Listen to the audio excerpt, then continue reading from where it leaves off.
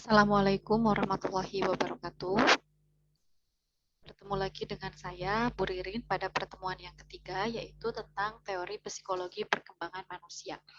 Sebagaimana yang telah kita pelajari pada pertemuan kedua, kita akan mempelajari bahwasannya perawat ini harus mempelajari perilaku manusia, karena banyak sekali kesehatan itu ditentukan oleh perilaku adaptif atau perilaku maladaptif daripada manusia itu sendiri. Nah, salah satu faktor yang mempengaruhi perilaku itu adalah tahap perkembangan. Oleh karena itu, kita juga perlu memahami tahap perkembangan manusia. Karena setiap tahap perkembangan manusia memiliki ciri khas atau karakteristik yang sangat signifikan. Dan pendekatan kita terhadap pasien pun itu harus memperhatikan daripada tahap perkembangan manusia itu sendiri. Nah, tujuan pembelajaran kita pada pertemuan ini, kita akan mempelajari teori perkembangan menurut Piaget, yaitu perkembangan kognitif, perkembangan menurut Sigmund Freud, yaitu tentang perkembangan psikoseksual, dan perkembangan menurut Erik Erikson, yaitu perkembangan psikososial. Di sini sudah dijelaskan beberapa pengertian daripada perkembangan, yang pada dasarnya perkembangan itu merupakan proses yang berkelanjutan atau kontinu, bersifat progresif, merupakan pematangan fungsi, ya. Ada pertumbuhan kan bertambah besar, bertambah berat, bertambah tinggi, bertambah lebar, bertambah panjang. Sedangkan perkembangan ini lebih ke arah secara kualitasnya ke pematangan daripada fungsi-fungsi tersebut. Nah, pakar yang mengemukakan tentang teori perkembangan ini yang paling dikenal di keperawatan yaitu ada 3. Yang pertama adalah perkembangan secara kognitif atau daya berpikir atau daya nalar manusia. Ini dikembangkan atau dikemukakan oleh Piaget, ditulisnya Piaget ya. Ya, jadi kan kognitif itu cara kita berpikir, bagaimana kita bisa mendapatkan pengetahuan pada tahap yang paling rendah, bisa memahami, bisa menerapkan apa yang kita ketahui, kemudian bisa menganalisa mana yang benar, mana yang salah, sesuai tidak sesuai, kemudian mensintesa atau membentuk sebuah pengetahuan atau pemahaman baru. Ini merupakan penekanannya yaitu pada proses atau upaya individu mengoptimalkan kemampuan aspek rasional yang dimiliki. Nah, jadi perilaku itu juga sangat dipengaruhi oleh ini ya kognitif karena tahap perkembangan juga berbeda-beda secara kognitif. Nah, Jean Piaget ini sebetulnya meneliti anaknya sendiri ya, meneliti dari tahun 1927 sampai dengan 1980 ya, sekitar 53 tahun beliau meneliti. Menjelaskan bagaimana anak itu dari sejak lahir ya, dari kecil dapat beradaptasi dengan menginterpretasikan objek dan kejadian-kejadian di sekitarnya, mempelajari ciri-ciri dan fungsi, kemudian mengelompokkannya, kemudian setelah dikelompokkan itu dengan memahami persamaan dan perbedaannya ya, jadi bisa mengelompokkan, memahami penyebab terjadinya perubahan dalam objek-objek dan peristiwa yang membentuk perkiraan tentang objek dan peristiwa tersebut. Nah, ini jadi perkembangan kognitif dari tingkat yang paling rendah ke tingkat yang paling tinggi. Nah, menurut Piaget ini perkembangan kognitif dimulai dengan kemampuan bawaan. Ini adalah fitrah, rezeki, atau ini pemberian ya, hadiah dari Allah yang diberikan kepada bayi baru lahir. Itu diberikan kemampuan bawaan yang bersifat berupa refleks. Jadi refleks pada bayi itu merupakan modal bayi untuk selanjutnya mengembangkan kemampuan kognitifnya. Nah, proses perkembangan kognitif melalui 3 tahapan. Pertama mengorganisasi, kemudian mengadaptasi, dan akhirnya tercipta ekuilibrasi. Pada tahap organisasi ini, individu akan mengintegrasikan pengalaman ke dalam sistem. Contoh, tadi kan bayi sudah diberikan gerak refleks ya. Refleks menyedot atau menghisap pada bayi itu merupakan gabungan dari gerakan pada otot pipinya dan juga pada bibirnya, sehingga pas digabungkan, dikoordinasikan, otot pipi dan otot bibirnya akan menimbulkan gerakan menarik atau menghisap. Nah, itu ya. Kemudian selanjutnya tahap mengadaptasi. Cara anak memperlakukan informasi baru. Nah, dapat informasi baru, pas ini dipertimbangkan, dibandingkan, disandingkan dengan pengetahuan yang telah dia miliki. Ada dua jenis adaptasi. Yang pertama adalah asimilasi dan yang kedua adalah akomodasi. Nah, jadi kalau pada tahap jenis asimilasi ini dilebur informasi baru ke dalam struktur kognitif yang telah ada. Misalkan yang saya pernah contohkan saat kita pembelajaran waktu itu, seorang anak diperlihatkan gambar segitiga sama kaki atau sama sisi. Terus kita sebutkan itu adalah segitiga dan anak pun mengetahui, memiliki pengetahuan bahwa itu adalah sebuah segitiga. Kemudian kalau akomodasi, kita menggambar segitiga yang lain, misalkan segitiga siku-siku. Kita perlihatkan ke anak, kalau maaf, pada tahap asimilasi, ketika kita perlihatkan segitiga siku-siku, maka dia akan mengatakan bahwa itu adalah segitiga, sama-sama segitiga. Tapi kalau akomodasi, dia kan udah pernah tahu segitiga itu yang sama sisinya. Kalau ini kan segitiga siku-siku, beda panjang sisi-sisinya juga. Maka dia akan mengatakan segitiga tapi itu jenis lain. Sudah bisa memahami bahwa itu sama memiliki sisi tiga tapi jenis yang lain. Kemudian terjadilah tahap yang selanjutnya adalah tahap ekuilibrasi, di mana individu itu sudah mampu mempertahankan keseimbangan atau menyesuaikan diri dari apa yang sudah dia ketahui dan menerima informasi baru, sehingga proses asimilasi dan akomodasi ini harus padu, harus sejalan, dan harus saling melengkapi. Jadi tidak hanya berhenti pada anak itu tahu ini sama-sama segitiga, tetapi juga harus sampai ini sama-sama segitiga, tetapi jenisnya yang satu adalah segitiga sama sisi, yang satu adalah segitiga siku-siku misalnya. Nah, ini harus saling melengkapi. Jangan sampai juga anak mengatakan ini segitiga yang ini, yang satunya bukan segitiga gitu. Nah, itu tidak seimbang sehingga tidak terjadi ekuilibrasi pada kognitifnya. Nah, inilah tahapan-tahapan perkembangan kognitif menurut Piaget, dari mulai paling kecil atau paling masih bayi itu adalah tahap sensori motor, kemudian tahap praoperasional, tahap operasi konkret, dan tahap berpikir formal. Ini akan banyak sekali soal-soal UTS atau UAS, ini bisa jadi banyak yang keluar dari sini. Nah, tahap yang pertama itu terjadi 0 sampai 2 tahun, jadi 2 tahun pertama kehidupan, di mana pada periode 1 ini bayi menggunakan refleks-refleksnya. Ya, kemudian pada tahap selanjutnya, usia yang lebih besar lagi, 1 sampai 4 bulan, adanya reaksi sirkuler primer, bisa dibaca ya. Contohnya, menghisap jempol, bayi mulai mengkoordinasikan gerakan motorik tangan dan menggunakan fungsi penglihatannya untuk bisa melihat jempol. Kemudian reaksi sirkuler sekunder, ketika bayi menemukan dan menghasilkan kembali peristiwa menarik di luar dirinya. Jadi apa contohnya, ini di usia 4 sampai 10 bulan ya. Jadi kalau sirkuler primer kan dari dalam diri dia sendiri ya, dia menemukan oh bisa mengkoordinasikan gerakan tangan ini sama gerakan mata, melihat, kemampuan penglihatan, ngisap jempol gitu, dia liatin jempolnya terus diisap. Kalau sekunder itu reaksi rangsangnya dari luar, misalkan ada mainan, dia melihat ya, kemudian mulai menggapainya menggunakan tangannya, itu adalah reaksi sirkuler sekunder. Sehingga mainannya pun harus disesuaikan dengan tahap perkembangan kognitifnya. Jangan sampai anak baru lahir diberikan permainan yang itu misalkan bukan pada tahapannya tapi tahap berpikir konkret, misalkan pasti tidak tertarik dan tidak berfungsi sebagai alat stimulasi perkembangan. Selanjutnya pada tahap 4, ini sudah terjadi koordinasi skema-skema sekunder. Teman-teman bisa membaca secara detailnya. Nah, jadi di sini skema-skema itu kan pemahaman-pemahaman, gabungan pemahaman-pemahaman atas suatu peristiwa ya. Misal, anak itu ingin mengambil sesuatu dari kotak mainannya, tapi dihalangin sama tangan ibunya.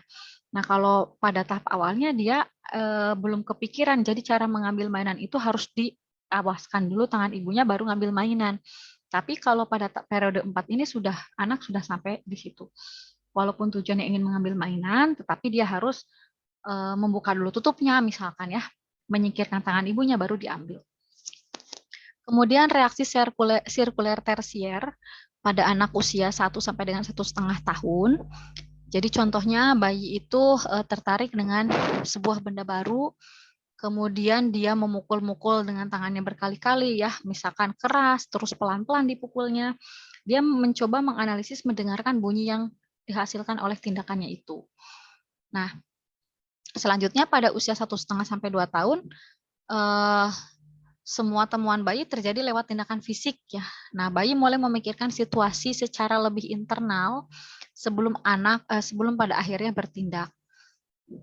Terus dia juga sudah mulai menemukan cara-cara baru yang tidak hanya berdasarkan rabaan fisik, tetapi juga koordinasi internal dalam gambar atau pemikirannya. Jadi sudah mulai ada kepikiran misalkan mau tadi mengambil mainan yang kehalang, dia sudah bisa membayangkan dulu, tidak harus misalkan di situ dihalangin ya, ada fisik yang menghalanginya, tetapi juga dia sudah bisa berpikir, oh kalau ada yang menghalangi ini harus diawasin dulu gitu.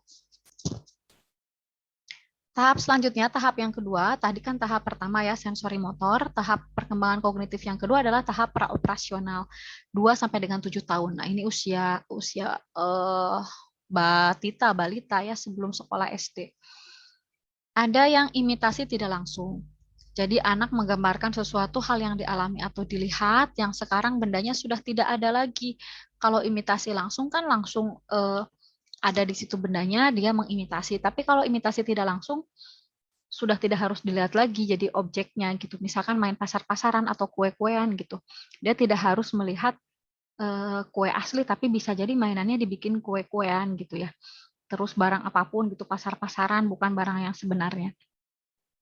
Terus permainan simbolis, permainan ini juga masih bersifat imitatif, jadi meniru ya, mencontoh, meniru kejadian yang pernah dialami, yaitu perempuan yang bermain dengan bonekanya seakan-akan bonekanya adalah adiknya. Jadi ini mainan simbolis dan ini wajar pada usia 2-7 tahun. Misalkan bonekanya itu benar-benar kesayangannya diperlakukan seperti benda hidup ya. Nah, kemudian tahap selanjutnya itu adalah menggambar. Menggambar awalnya menggambar hanya kesenangan saja, nggak mementingkan bentuknya harus seperti apa, meniru benda apa enggak. Tapi coret-coret, bikin garis ya. Itu usia di awal-awal pada tahap perkembangan praoperasional. Baru setelah itu menggambar mental. Jadi ada objek yang jelas ditiru, digambar, dan itu misalkan menggambar rumah, menggambar mobil. Nah, ini sudah tahap gambaran mental. Bahasa ucapan, menggunakan suara atau bahasa sebagai representasi benda atau kejadian. Melalui bahasa, anak juga dapat berkomunikasi dengan orang lain tentang peristiwa. Nah, kemampuan bahasa atau ucapan ini juga berkembang pesat pada usia 2-7 tahun. Makanya tidak heran kalau pada usia ini anak-anak itu sering banget ngoceh, ngobrol. Dan memang itu bagus. Justru kita harus khawatir kalau pada usia ini 2-7 tahun, anak itu seperti anak pendiam ya, agak banyak ngobrol. Itu justru tidak baik. Selanjutnya adalah tahap berpikir konkret, yaitu usia 7 sampai dengan 11 tahun. Nah, ini usia anak SD ya. Ini di mana pertamanya bisa mengurutkan dulu, bahkan ini sih sebelum SD kita bisa mengurutkan dari paling kecil sampai paling besar ya. Mungkin teman-teman juga ingat pas SD kelas 1 itu kita harus mengurutkan angka, mengurutkan jumlah hitungan, hasil pengurangan gitu ya. Kemudian mengklasifikasikan, ini membedakan benda-benda berdasarkan ciri-cirinya sehingga kita bisa mengklasifikasikan. Terus decentering, anak mulai mempertimbangkan beberapa aspek dari sebuah permasalahan untuk bisa memecahkannya. Misalkan, kan ada gelas yang dia lebar tapi pendek, terus ada gelas yang tinggi tetapi dia slim gitu ya. Nah, anak ini sudah mulai bisa membandingkan ini kira-kira isinya lebih banyak mana ya. Kalau misalkan anak pada tahap perkembangan kognitif sebelumnya kan pasti mengira yang lebar itu lebih banyak isinya. Atau misalkan kalau yang tinggi ini lebih banyak isinya. Kemudian sifat reversibility. Anak mulai memahami bahwa jumlah atau benda-benda yang dapat diubah kemudian dikembalikan ke bentuk awal. Jadi gini, reversible itu. 2 ditambah 4 sama dengan 6. Berarti 6 kalau dikurangi 4 sama dengan 2. Nah, ini sekitar kelas 2 SD ya, kita belajar reversible seperti ini. Kemudian konservasi, anak memahami bahwa kuantitas, panjang, atau jumlah benda itu tidaklah berhubungan dengan pengaturan atau tampilan dari objeknya. Contoh tadi, bila anak diberi gelas yang seukuran, isinya sama banyak, mereka akan tahu bila air itu dituangkan ke gelas lain, yang ukurannya beda, air di gelas itu tidak jadi berubah lebih sedikit atau lebih banyak, isinya tetap sama, walaupun dari gelas slim dipindahkan ke gelas lebar akan jadi kelihatan lebih rendah ya isi airnya gitu. Ini adalah tahap konservasi.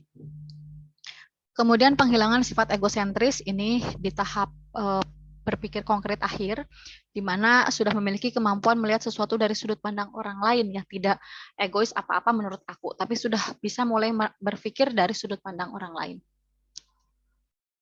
Nah, tahap terakhir dari perkembangan kognitif yaitu tahap berpikir formal. Ini terjadi dari usia 11 tahun sampai dengan dewasa. Jadi dari usia remaja itu sudah sama cara berpikirnya seperti cara berpikir orang dewasa. Walaupun secara emosi ini belum sama, karena pada remaja di otaknya belum berkembang dengan bagus daerah prefrontalnya ya.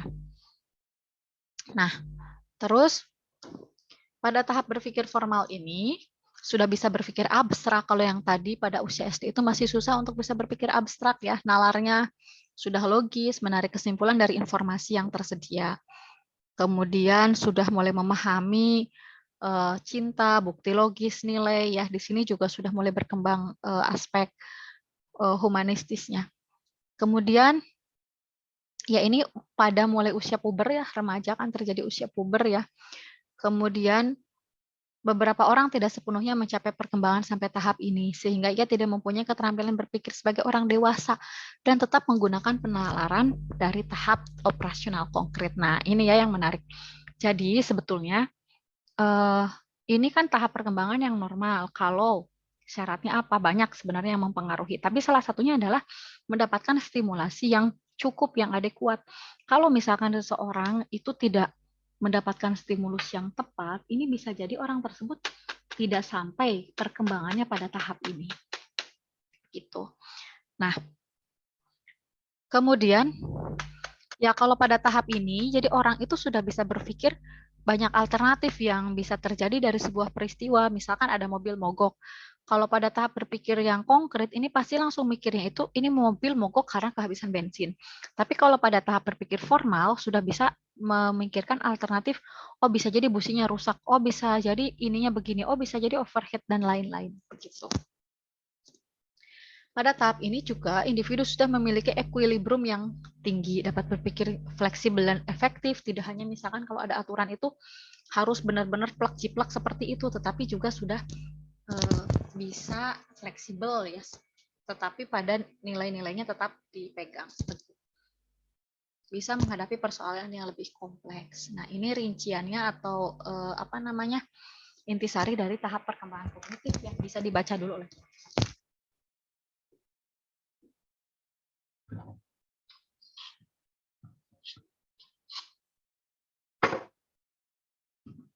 ya. Selanjutnya adalah tahap perkembangan, ini implementasi teori Piaget dalam pembelajaran ya. Kita kan sudah tahu nih tahap perkembangannya seperti apa berdasarkan tahap usianya. Jadi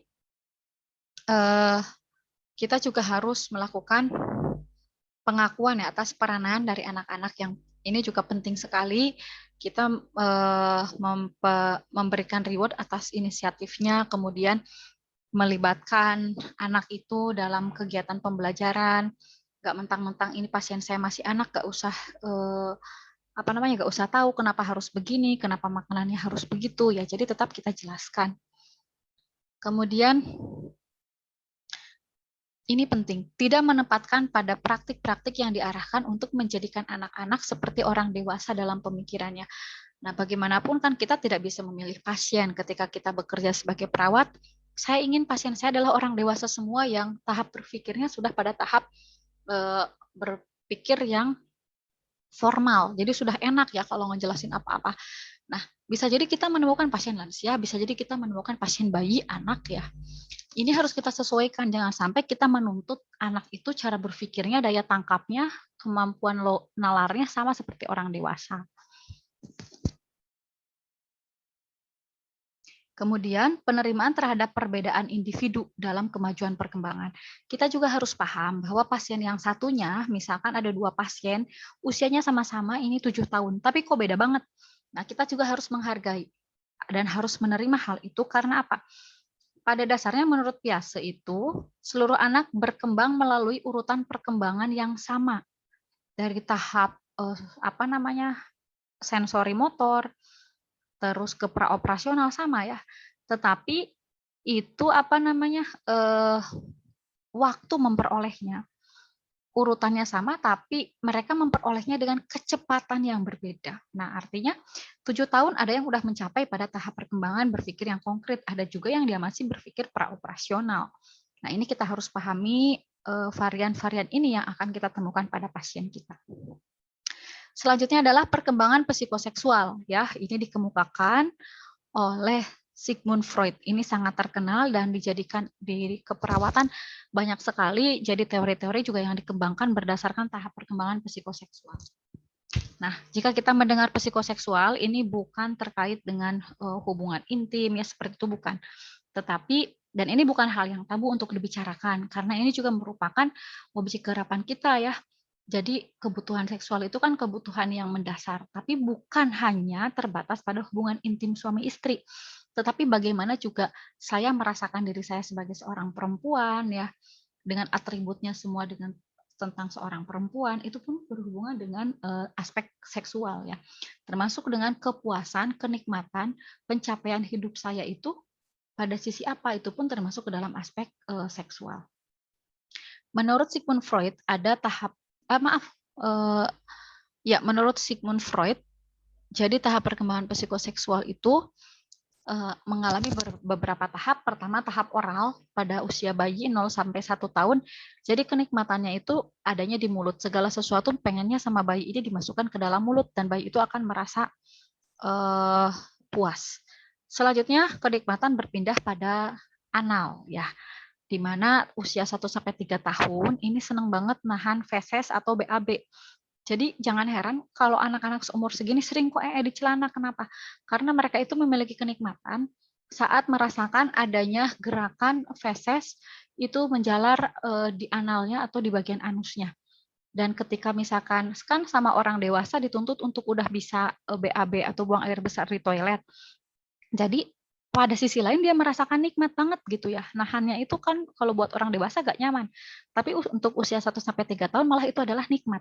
Sehingga dia mempertahankan, tetapi kata orang tua atau kata teman-teman yang gak baik cara seperti itu, sama dia ditahan, kemudian ya akhirnya nggak bisa nahan dan jadinya buang air besar di celana. Nah, ini wajar pada usia 1 sampai 3 tahun. Ini juga harus mulai dilatih ya, tentang toilet training sangat penting sekali. Kemudian usia 3 sampai 5 tahun ini tahap falik, pindah yang tadinya kenikmatan ada pada anal, ini sekarang berpindah ke alat kelamin.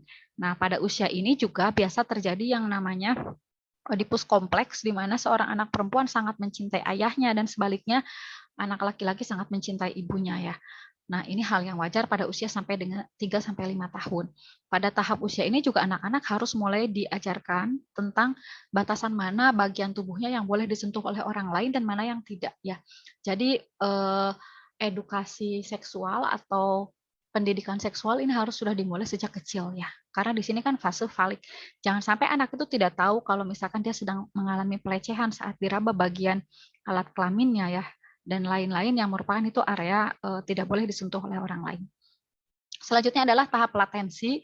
Ini usia SD 6 sampai 12 tahun, menurut Sigmund Freud ini tidak terjadi perubahan yang signifikan di sini.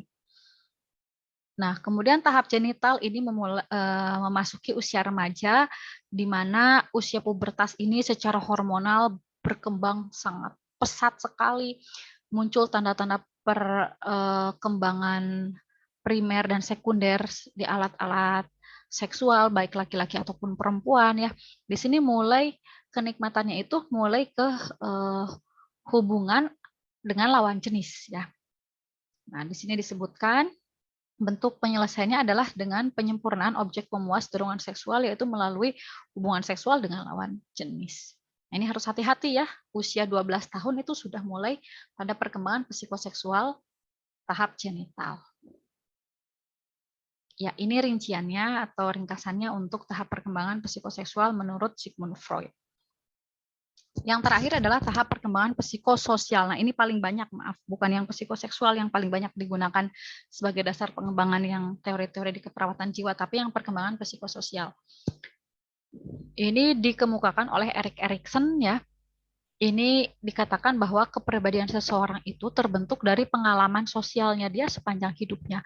Oleh karena itu, di sini sangat dijelaskan sekali bahwa lingkungan sosial itu sangat mempengaruhi sehingga harus memiliki lingkungan sosial yang baik. Dan di sini juga penting karena Erikson mengatakan bahwa setiap tahap perkembangannya itu dibangun berdasarkan tahap perkembangan sebelumnya. Jadi kalau tahap perkembangan sebelumnya itu sudah bagus, sudah terlampaui, maka akan membuka jalan untuk tahap selanjutnya bisa dilalui dengan baik. Dan sebaliknya, jika tahap perkembangan yang A ini belum bisa dilalui, maka dia tidak bisa loncat langsung ke B.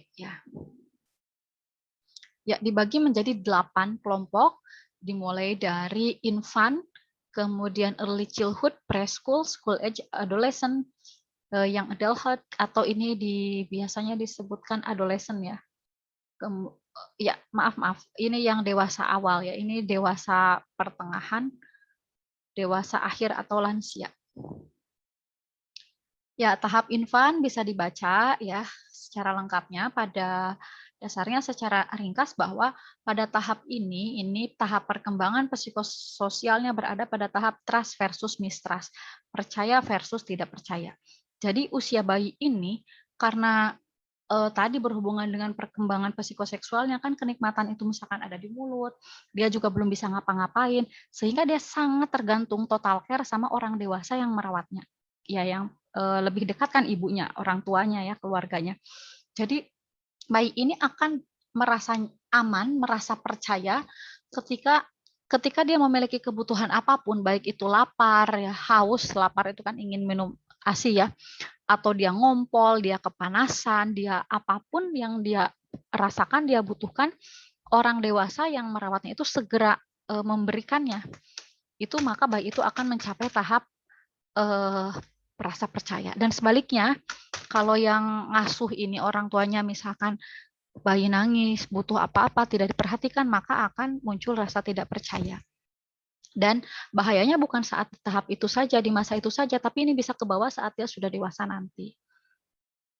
Nah, kemudian tahap selanjutnya adalah tahap toddler, yaitu usia 18 sampai dengan 3 tahun. Ini adalah tahap autonomi versus rasa malu dan ragu. Nah, di sini berfokus pada pengembangan rasa kontrol tadi ya, di tahap perkembangan psikoseksualnya juga ini kan lagi fase anal ya, jadi bagaimana dia cara mengontrol pengeluaran fesesnya. Makanya di sini toilet training sangat dibutuhkan sekali. Kalau dia merasa bisa melakukan kontrol ya, dia merasa dia punya otonomi. Dan sebaliknya, kalau misalkan tidak bisa mengontrol, dia maka akan merasa malu dan ragu-ragu dalam bertindak. Selanjutnya adalah tahap perkembangan preschool usia 3-5 tahun ya. Ini usia-usia PAUD ya. Nah, ini tahap perkembangannya adalah inisiatif versus rasa guilt atau prakarsa versus rasa bersalah. Di usia ini kan anak-anak sudah mulai secara motoriknya sudah mulai bisa mengerjakan sesuatu sendiri, tetapi hasilnya belum maksimal, belum sempurna. Misalkan ngambil air udah mau sendiri, makan udah mau sendiri, tapi yang masih berantakan. Nah, ini tidak masalah karena di tahap ini memang harus kita latih tahap inisiatifnya. Selanjutnya adalah tahap usia sekolah. Usia SD ini 5 sampai dengan 11 tahun. Tahap perkembangan psikososialnya yaitu berada pada tahap fase industri dan inferiority. Jadi anak yang bisa menunjukkan prestasi di usia SD ini, maka dia akan merasa dirinya itu produktif ya. Memang ini usia yang cocok sekali distimulasi untuk bisa berprestasi. Dan sebaliknya kalau dia merasa tidak bisa berprestasi, maka akan merasa rendah diri atau inferioritas, tidak bisa melakukan pekerjaannya dia. Nah, selanjutnya adalah tahap adolescent 12-18 tahun. Ini juga sangat menarik tahap ini karena di sini tahap dikatakan sebagai tahap yang paling sulit ya. Tadi terjadi konvergenitas perkembangan. Jadi secara hormon ini berkembang pesat, sudah ingin berpikirnya seperti orang dewasa, tetapi kemampuan menilai ini baik atau tidaknya ini masih belum sesempurna orang dewasa untuk menilai akibat dari sebuah perilaku yang dilakukan.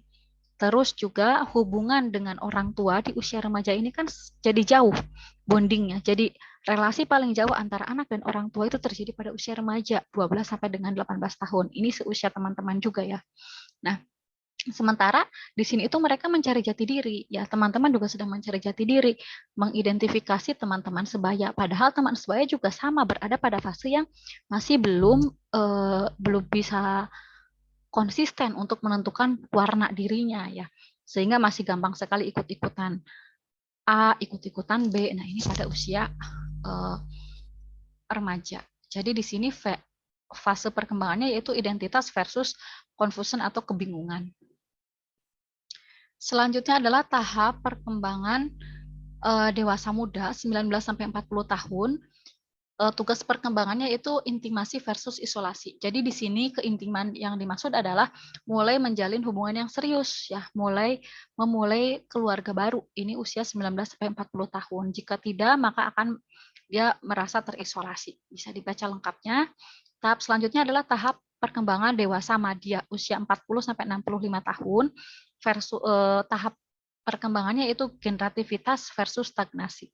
Di usia ini kan orang itu lagi fokus banget untuk berbuat sesuatu itu untuk keluarganya, bisa berkontribusi untuk lingkungannya, maka akan merasa terus juga dia harus mulai mendukung anaknya yang mulai dewasa, anaknya yang akan memulai keluarga baru. Jadi di usia ini seseorang itu harus bisa istilahnya itu meregenerasikan, menelurkan agar bisa memiliki keluarga yang anak-anaknya memiliki keluarga yang baik juga. Ini generativitas versus stagnasi. Dan tahap terakhir dari perkembangan psikososial adalah tahap lansia 65 tahun ke atas, di mana di sini tahap perkembangannya adalah integritas versus keputusasaan. Nah, di sini orang itu akan flashback apa yang sudah dilakukan selama hidup ini ya. Jika dia merasa yang sudah dilakukan yang sudah baik, maka dia akan merasakan integritas, merasa puas dan siap untuk berpulang lagi. Jadi sudah mempersiapkan kematian. Dan sebaliknya kalau merasa apa yang sudah dilakukan selama ini kurang baik, maka dia akan merasa menyesal dan bisa jadi juga terjadinya depresi pada usia lansia. Ya, itu yang bisa saya sampaikan. Jadi kita sebagai perawat ketika memberikan asuhan keperawatan menggunakan pendekatan berdasarkan tahap perkembangannya. Boleh dilihat dari perkembangan secara kognitifnya bagaimana, psikoseksualnya gimana, dan juga dari perkembangan psikososialnya. Semoga bermanfaat. Saya akhiri. Wassalamualaikum warahmatullahi wabarakatuh.